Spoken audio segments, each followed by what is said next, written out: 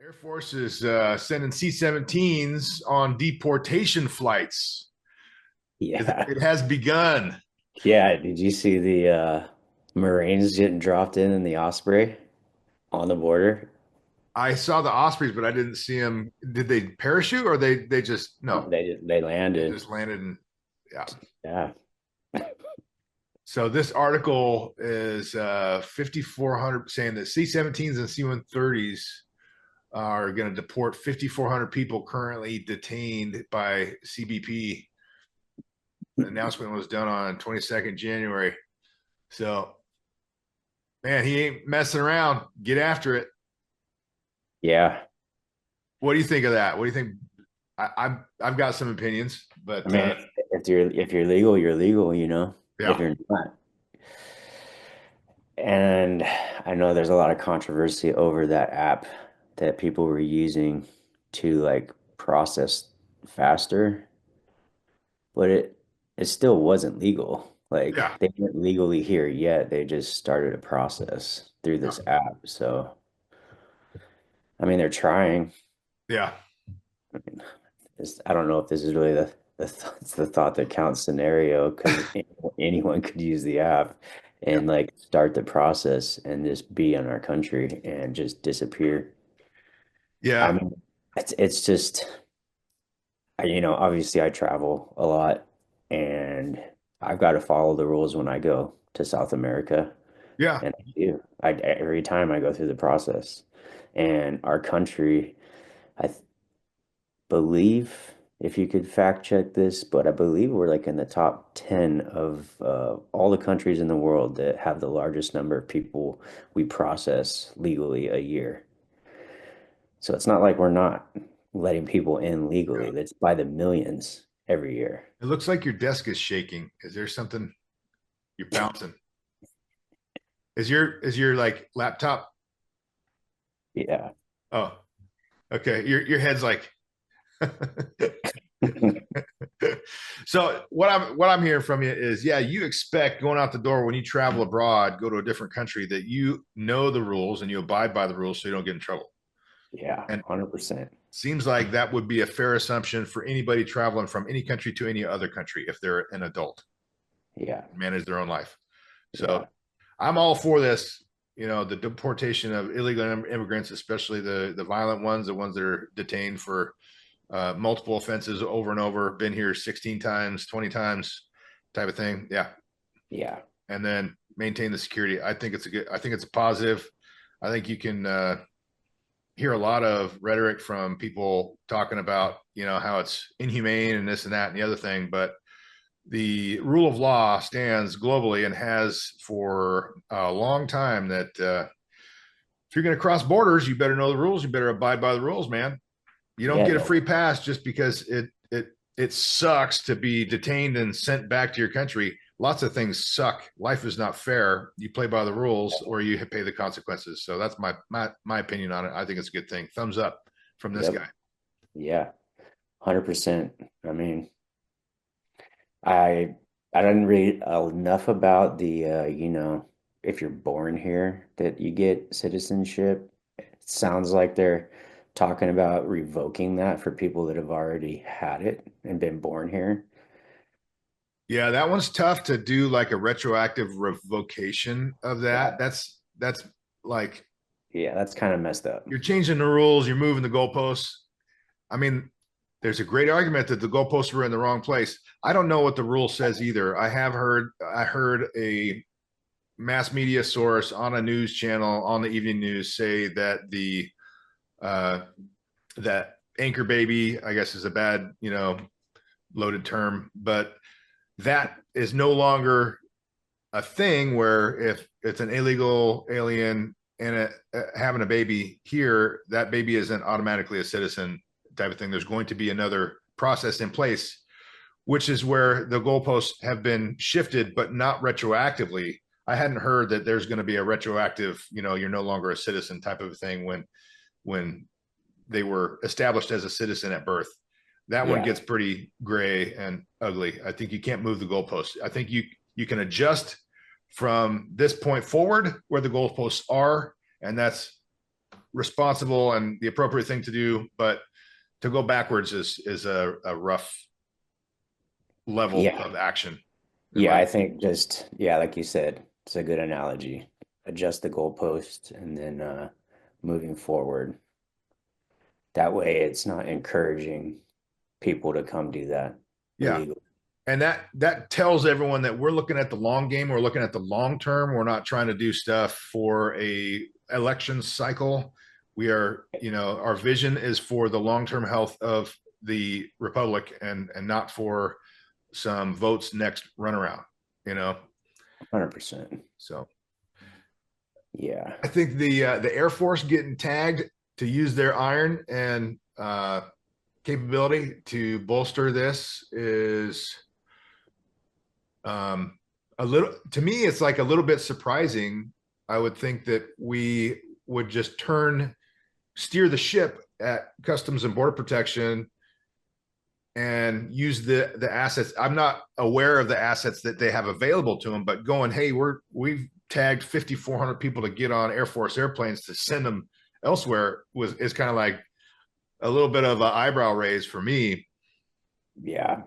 Seeing them That all means like they're tackled. going full afterburner at the beginning on this thing, saying, get them out of here. Let's set a precedent. And It's definitely going to set a precedent. yeah, like I might have, I mean, I've heard just little sniffs again on like a evening news snippet on my feed or whatever, where the sheriffs and the border protection lead, the high ranking officers down there in Arizona are seeing, and in Texas are seeing a massive just turning off of the flow. Like shit has stopped because the word has gotten out.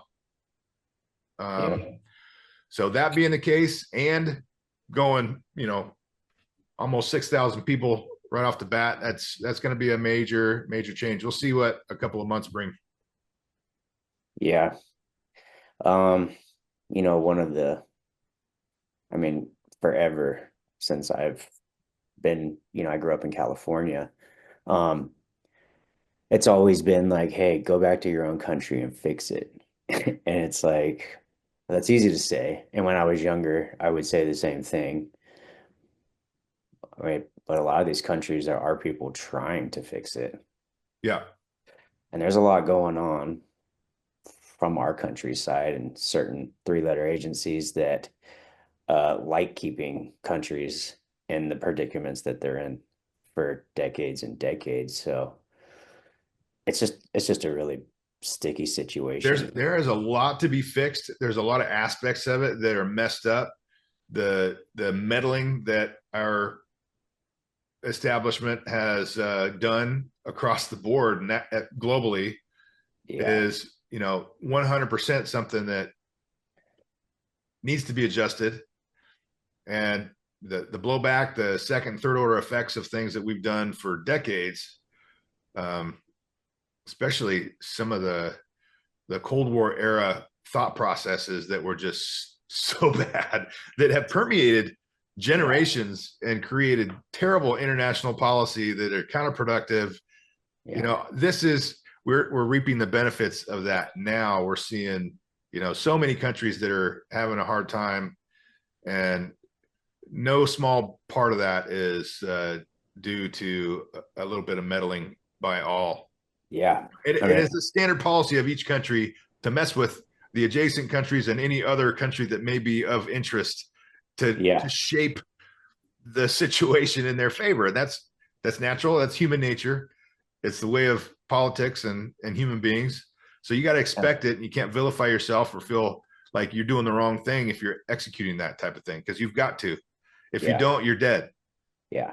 So, Yeah. I but mean, it's setting you up a know, long term perspective on it and trying to be of the effort to improve humanity across the board is a great thing, but it doesn't really happen when you're talking about national actors. They're going to have the perspective where they're going to improve their own national state, and yeah.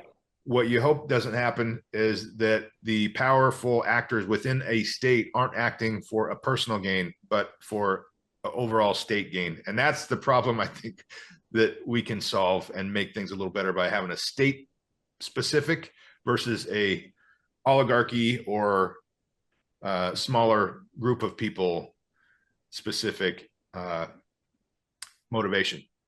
Yeah, I mean, I see it, being down in Colombia and Venezuela right next door, and they're voting one way and it's just not being done. And there's a lot of speculation that, we're a part of like making it that way to where they're voting democracy and democracy isn't happening. Yeah. And, You spend a lot of time in Colombia. You got a place there. yeah, You yeah, I go down there quite frequent often. travel. Yeah. Yep, yep. And so I've seen a lot in like Rio Negro, like not protests, but kind of rallies of Venezuelans there and getting to see that like up front and personal.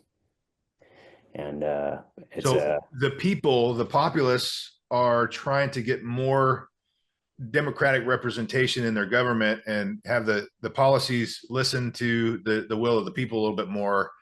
And it's not happening. You're still having strong men in office that are they're kind of dictating what's going to happen. It's they're kind of just it's a democracy, but it's in name only. Really, is that the um essentially that's pretty much kind of just what happened, the Democratic vote to vote in somebody else, and then the current guy's just like, yeah, no, not gonna do that. And then they bring in, the military and gangs and pretty much are just holding it down. And the Venezuelans are just like, I know we have a lot come here, and I know firsthand there's quite a lot that are dangerous. yeah I've seen a lot here in San Antonio, and a lot of them are full face prison tats, a lot of them. And, but then down you there, a said lot of Venezuela, coming through the U.S. border or down yeah, there in Colombia up here. up here? But when I'm down in Colombia, Colombia, Ecuador, and Venezuela were all essentially Colombia at one point, and then it broke into three. That's why their flags are similar, Mm-hmm. the same three colors, but different designs on each flag. But all the ones I've met in Colombia, they're just like good family people. I mean, that's my personal experience, and Yeah, I know a lot of Venezuelans down there. And going down there, my American friends have always been like, oh, be careful with the women. They just want to get, a visa and all that. And that is just 100% not true. I haven't met a single Colombian female that has any want to be in America. They like their country, yeah, and especially over the years, seeing what does the last 4 years or so, seeing what the status is of like what's going on politically, and um, just not feeling like that's I don't like what we see here with transgenderism and all this stuff. Guys going into girls' bathroom, like I've never seen anything of that nature down there. Not yeah, one. Yeah. yeah. Weird So they don't stuff, want their kids to be raised here. right? Because they're seeing this craziness. Yeah, and Uh, Britain's in the same boat. Britain's worse off than we are. yeah. The UK's got some crazy policies in place, and that one's kind of wild.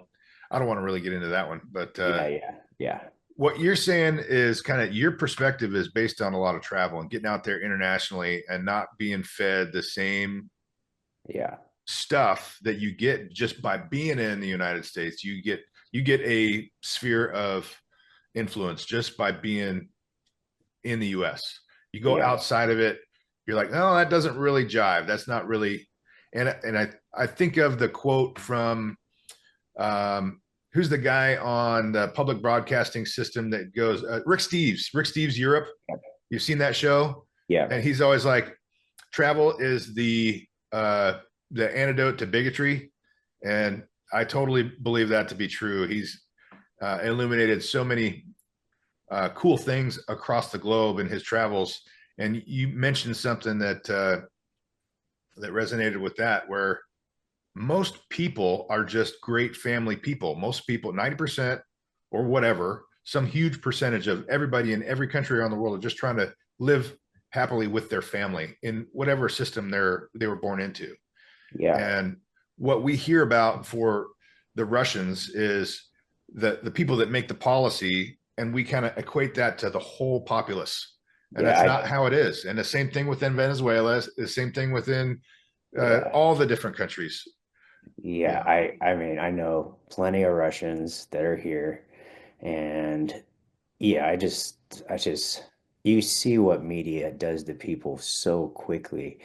Anything that's coming out of Russia, they're like Americans just like hate Russians, and it's like you're only seeing like the worst part that you're being shown. It's like same good people live in a harsh environment, they're a little stronger people. Like in general, the men that I meet they're not playing the games that we're playing here, but Yeah. they're super good people and nice to me and treat me great. And I Yeah. just you got this whole media thing and it just paints this picture that everybody but us is like evil and then you just see people going off on each other in social media. I mean, you can't even, I was talking to you yesterday. It's like you post a video of like the Su-57 and it just it takes no time whatsoever that it's just Raptor versus Sue and people just foul to each other. And it's like, can't we just agree that even though it's a massive bird, it is beautiful and it can do some pretty amazing things for how big it is? Yeah. And like that's it. It's awesome. It's I aviation. can't tell that the new Russian fighters, the new Chinese fighters that have been going out and have been released publicly now, I can't tell uh, what I'm seeing if what I'm seeing is AI generated or real footage anymore. I'm like Yeah. probably 90% of the videos that I've seen of these things doing aerobatics are AI. Oh, like the flanker, or I mean the felon. Like, yeah, I because something about how the the video the camera tracks the thing, it's like super perfect within a pixel, pristine tracking, and I'm like, there's Yeah. something that's probably not real, you know. Yeah. I It's like mean, a I could agree that quite a lot is, but having like, going in like the Air Force circuit, like being a part of the Det One and going to air shows for them in 2023.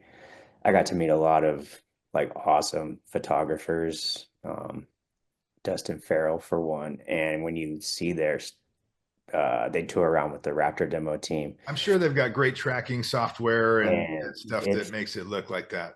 it is just so crazy that how you got lenses bigger than like I can't even like illustrate with my hands. Yeah. It's like how do you guys track just manually? And they do, but I think the felon can do. I've never really thought about the felon being AI personally Yeah. No, I think because this like the stuff flankers can exists, do that. 100% exists, but I mean, the stuff that we get to see, there's Yeah, probably a good percentage of it that has been run through a computer. yeah, I mean, I don't yeah. know. I We're really getting I we're haven't. getting into the weeds of AI very Yeah. quickly. Yeah. Yeah, It's going to be really tough. I got aunts and uncles that send me stuff like, "Oh, look at this! Can you believe this?" And I'm like, "That's a video game." They're like, "Oh, really?" That yeah. most people don't know.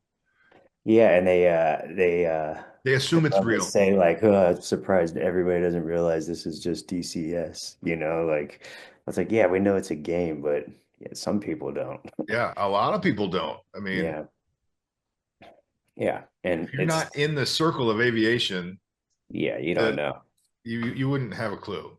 and it's hard to like go back and think like, "Oh yeah, not everyone knows this much about aviation," and yeah, it happens all the time, and it's better like being able to educate them.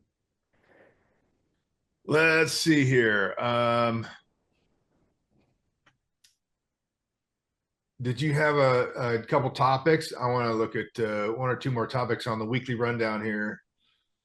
Yeah, Uh, I just was checking out the latest video posted by at Boom Supersonic. Have oh, you that X the plane the with the XB low one? impact supersonic or the sonic boom that's supposed to be quieter, right? Yeah, it's supposed to by the time it's coming out the rear of the jet, it's supposed to have been able to, I guess, just baffled off the damage that it could do below it. So the intention, it's not, that's just the test version of the shape, but it will turn into a massive airliner that Yeah, can. if this translates, you can get an airliner traveling supersonic over the continental United States without damaging impact for sonic booms across the flight path. That's Yeah, that would be awesome. Efficiency for fuel, yeah, time. Yeah, that would be a game changer for air travel. yeah, overseas, Yeah, transcontinental, or just LA to New York. New York. Yeah, Uh, hour and a half flight to LA to New York. That'd be pretty sweet. Everyone getting to experience supersonic flight. Yeah, That's pretty awesome. yeah, Yeah, yeah. That video was super tight. crispy. Yeah, that Yeah, was cool. You could I zoom get. in and see a whole bunch of detail on the instrument panel, and Yeah, and none of them are flashing. yeah, Which there is was a little bit of a wave on the lower center console there. So yeah. But for the most part, I mean, I couldn't tell if that was all Garmin, but I mean, it looked like it. I like mean, it could have it been was off the awesome. shelf stuff into that test plane. I no, but it looked like some of it. But Yeah. yeah, but that was their next flight is their fifth flight, and that's when they were going to plan to go Mach 1. Yeah, they were doing the 0.9, 0.95 testing. Yeah. Yep. Yeah, and up to that video, they've been using the T-38 as like the trail. The chase And plane. yeah, and they just, I think that was it the Mirage? I think it was a Mirage that Uh, they started using. I don't, they didn't really say why in the short video, but yeah, it's a great video. I've been following it for at least a year. well, the T-38 is only going to go to like Mach 1.1, and that's going to be maxed out, and that's going to be in And a that takes some work. descent, and it's going to be with AB, and you're not going to have legs in the 38 to do it. You got to have something that's got some more oomph. So Yeah. I'm sure that's why once they Yeah. start mock testing, you're going to need a bigger airplane. Yeah. I mean, I've been fortunate enough to go Mach 1 .05, I believe is what we Yeah, got to, but it took some work. yeah. Wasn't it was high, obviously. And you're in a PMP T-38, just that's what we have. And so the intakes, you look at the older A models, Yeah. the intake is optimized for supersonic flight. The intake we have now is optimized for takeoff efficiency. So you get better thrust at 0 knots up through your 150 knots, not up at Mach 1. So that adds a lot of drag at the high Mach number, which keeps us even tougher with the C Yeah. model to get going fast. Yeah, the intakes on the A model look a little more aggressive too. Yeah, they're angled in Yeah. and it's straight up and Yeah. down on the C model. Yeah, it was it seemed like we needed to be in a slight bank to get it to happen when we did it. A little bit nose down in a descent. Yeah, Yeah. yeah, Yeah. yeah, But yeah, I mean, having it happen and you just like nothing happens. yeah. It's just a needle going. Oh, it's Yep. 0.99, 1.0, and a Yeah. little. That's it. You see It's a little definitely wobble not on the needle. it's definitely not Top Gun Maverick. Everything getting shakier. It's definitely smooth. Yeah, No sound whatsoever. I love telling people that. Yeah, I try to tell the guy in the front cockpit that we went supersonic, and he didn't hear me till we slowed back down again. People like, really? Does that happen? Yeah, like it's about to come apart. We're just like riding the ejection If seat we had to anyway. slow down so the sound could catch back up to the guy in the Yeah. Gotta we'll slow fall for back that down to stuff. sound. That's what I mean, man. I mean, everybody's like, look at this stuff. I mean, that's a video game. Yeah. People just don't know. Yeah. Yeah. And it's funny too, like in DCS, sometimes it's like it's a video game that's having you like G out, like and like in real life you could handle that for Yeah. sure. And like, how's this video game like making me be like, not be able to do this? Oh, here's one. Here's one. Let's see, where are we at? What's our time at? We're sitting at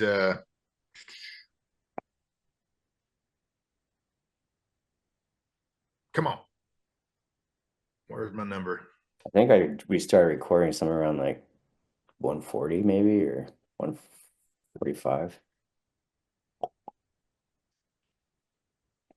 All right. Here we go. The lawmakers moved to limit foreign real estate buys near military bases. That needed to go down. Yeah, you think that's a good thing? Yeah, like limiting it. Yeah. Yeah, it shouldn't be happening at all. Okay. I mean, we Yeah. have so much farmland and farms that China has purchased and owns, and freeways in California. There's so many freeways that are helpful in California, but they're like built by China, and you're paying toll road fees. You know, they're just snapping pictures of your license plate, and you go in the app and pay it. You tell them the time from time that you were on that road, and if you don't remember, you just pay like for a whole day. It's and then you have our produce, like farming land being bought by China. It's like, what are we doing here? Like Yeah. that doesn't We're make any offering sense. them free intelligence on the movement of our people. We're offering them uh, the the production capability for our food and plenty of surveillance on our military bases too. Just yeah, it's pretty silly. I wonder if China has American purchased land in the vicinity of their bases. Do we have land in their country that we own that we can put whatever we want?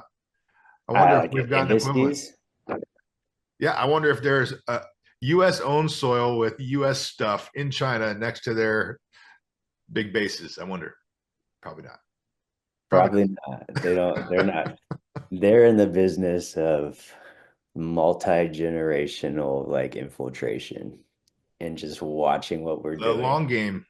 And that's something that the average American just is not ever going to have in their head up to the like, I mean, there's some maybe, but as a whole, I feel like China and Russia, they'll put children in and they'll grow up and get a certain status in America. They'll have kids, and the long game is literally like 100 years until they're like, yeah, and they're not playing. And there was a video, I think from the late 80s, early 90s when YouTube first came out. It's on there and it's voice altered, face covered, and Yeah, it's a interview of a Russian spy. And this is back late 80s, early 90s, and he says, if we stopped everything we're doing right here, right now, it would take America 3 to 4 generations to recover. And it's like, coming over, how did all this I don't know, we don't want to get in the weeds on the subject of what's been going on, yeah, but they're not letting that happen in their countries, yeah, and their kids are breaking down assault rifles in like seconds and rebuilding them in yeah, seconds in a classroom. So yeah. I think there's a at least perceived difference in how our leadership with how we're set up. Our republic is set up to have elections and a lot of throughput and turnover. So the short game is primary, and especially in what we get fed day to day. yeah, There, I hope, are folks who are um, in there in longer term tenured positions that have the long game in mind, especially in our intelligence services and communities that aren't like a elected yeah, position that is looking 2 to 4 years down the road yeah, that can counter and at least have an equivalent to Russia, the 1989 CIA dude with his face blacked out saying, "We're so embedded with the long game that you guys have no idea." I think we probably have some equivalent going yeah, on that yeah, we don't ever get to hear about because everybody's so busy bickering about the short game. You know? yeah. It's wild. I I mean, mean, that's what it is. There's a lot of churn. There's a lot of pissing and moaning and bickering and bitching about the short game that really doesn't matter. If you like separate yourself from 2 year politics, yeah, the impact to your life generally is going to be nil whatsoever. yeah. You know? It's amazing what happens when you just turn it off. Yeah. Like I remember, I actually back in like 2013, I was at a peak of listening to like Alex Jones, like the whole show every day. Were you And getting like physically angry and stuff? oh Like, my God, yes. I was living in yeah, I was living in Vegas, and I was just, like everything was messed up in the world. yeah, And I was like, dude, I am angry everywhere I go, and everything's a conspiracy. And I just one day I just was like, I'm turning this off. And then within a week, I'm like, whoa, the world's actually totally fine and my life is good. Yeah. Yeah. I mean, yeah, if you stop letting people put things into your head, especially like the divisive stuff between different, groups of people and races, yeah, nobody's really pissed off at each other if you just turn everything off. that's Just right. start engaging with people, Yeah. saying hi, like And there's so much to be everything's said fine. about allowing yourself the space to just manage your own emotions. If you can just control what you can control, focus on Yeah, what you can control, and that's mostly what you think and how you act, and not let what someone else is feeding you dictate your emotions and your actions. That would be a reaction. Just maintain your own space. yeah. Just Control be. what you can control, and don't let the outside of your control things dictate your emotions. Let that Yeah, just slide. Observe, understand, and then operate your own fucking life. yeah. Just let it pass on, process it, and let it go. Yeah. What else do we got here? Off the weekly newsletter, the Philippines is buying a bunch of FA-50 fighters. Yeah. Yep, from South Korea, getting 12 more and a new buy. Um, I guess China doesn't like that. Valid. It makes Well, sense. yep. Hey, wouldn't it have been cool if the Air Force, the United States Air Force, bought the T-50 about what 20 years ago when it was ready to go instead of this T-7 debacle? I wonder what things would have been like if we'd have gone in on that one right back then.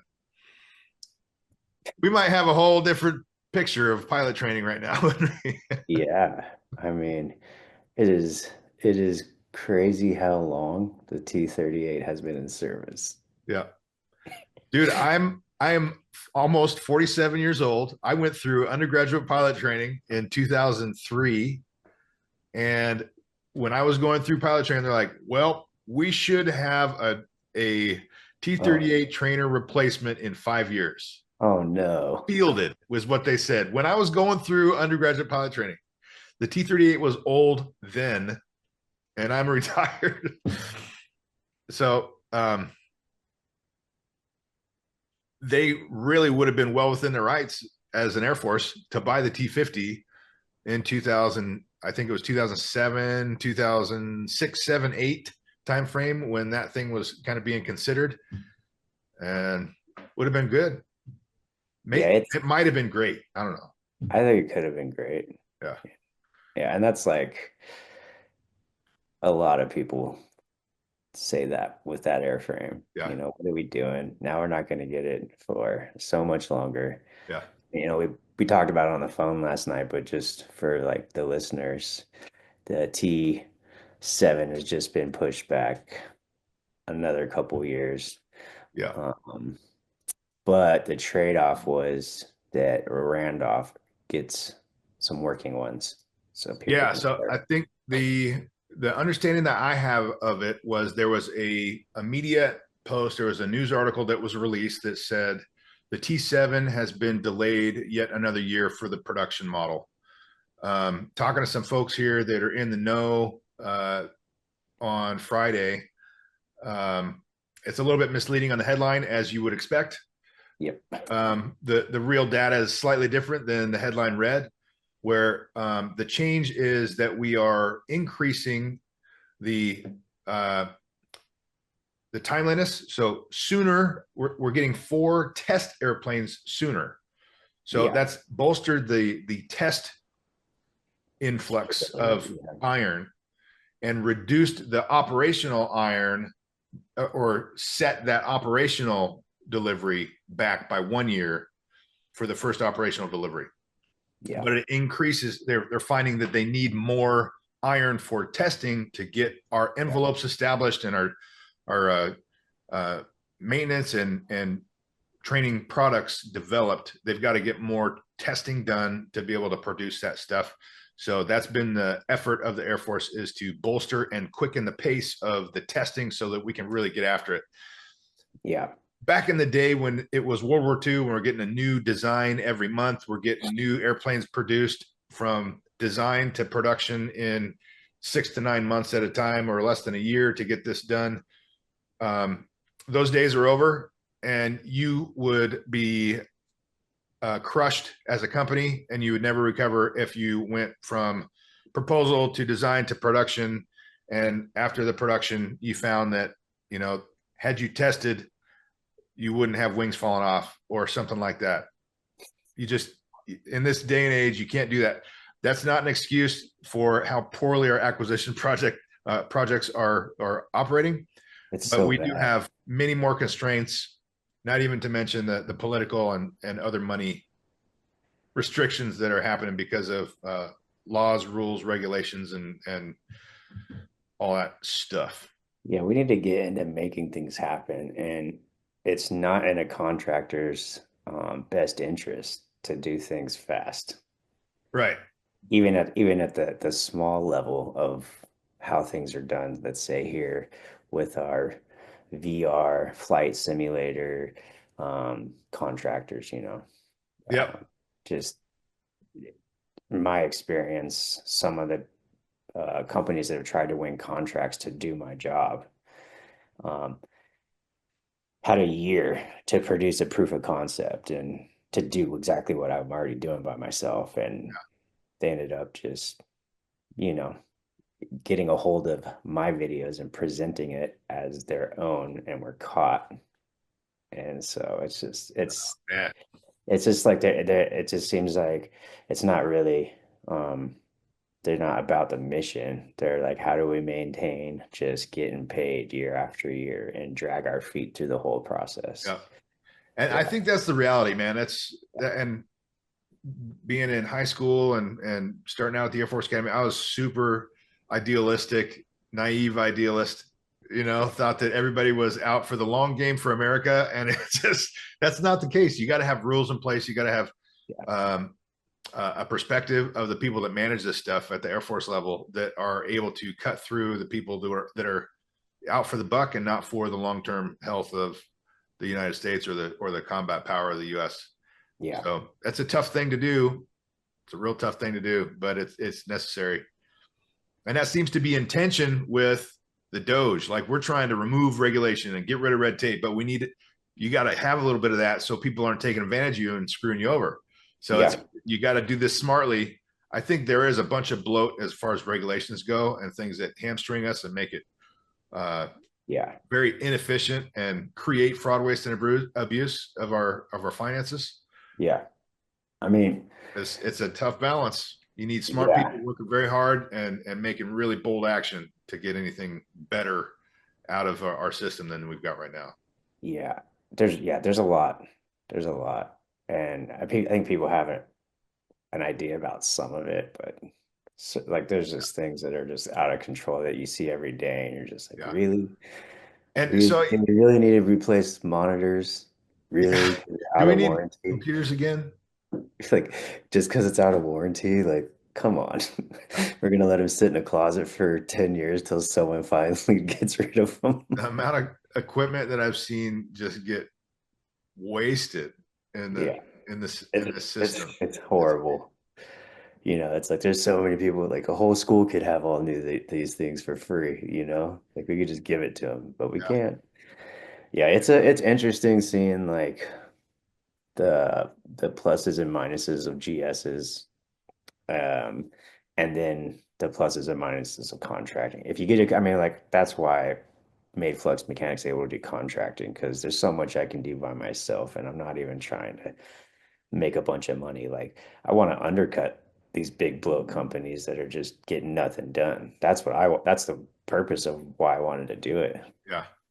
Yeah. Yep. And I'm all about getting stuff done and making everything better as well. That's like my other podcast, Get Better Every Day with Snapper. That's the whole goal, is to make an individual better, make whatever team you're on better.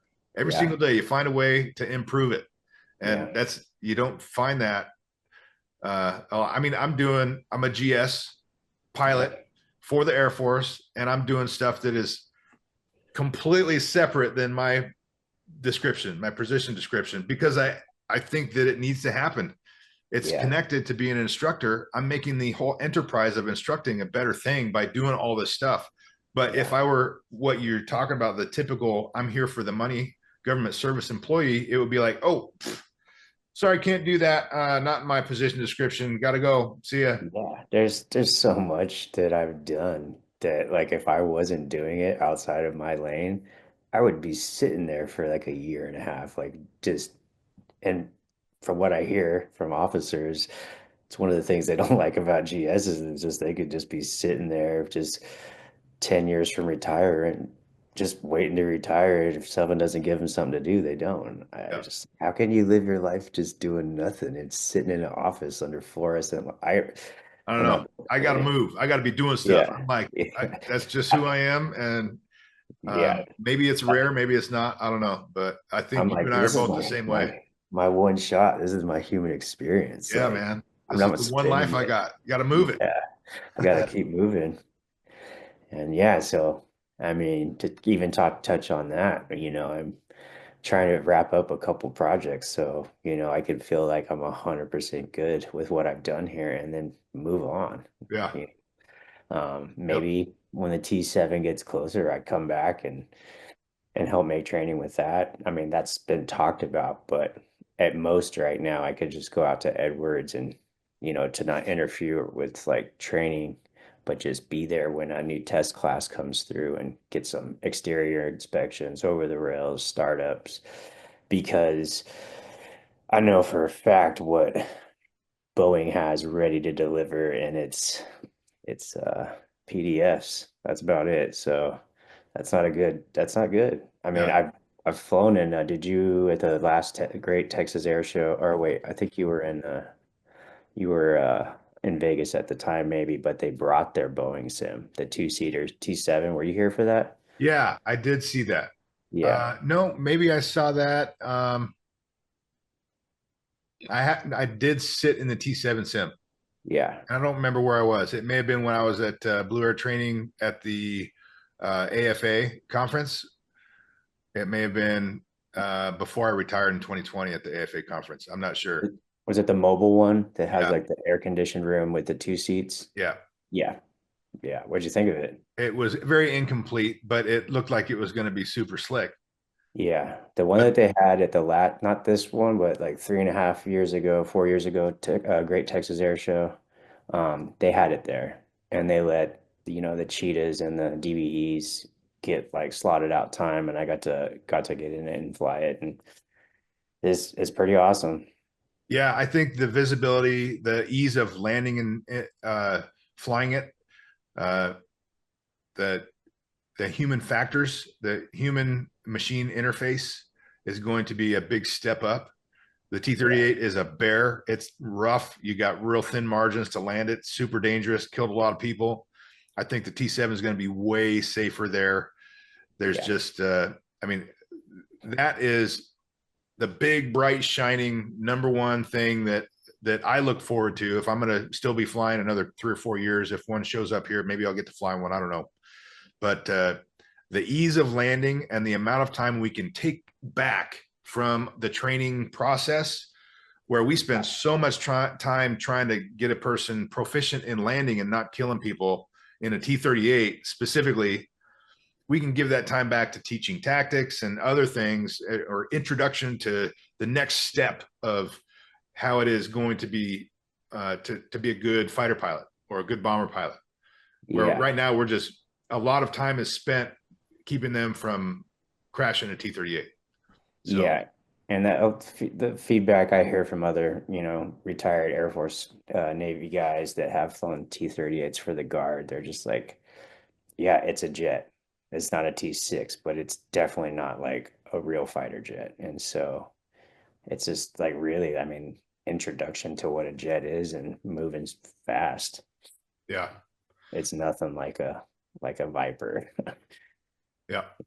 I went from 38 to A10. A10 was super easy, like super forgiving. It's like a very easy old square body Chevy pickup truck to drive. It's a little bit loose, you can make a mistake and you're not going so fast so you can recover, no big deal. And then you get in coming from the 38, which is like the very first generation Viper, like you can go kill yourself, turn that thing around in like no time.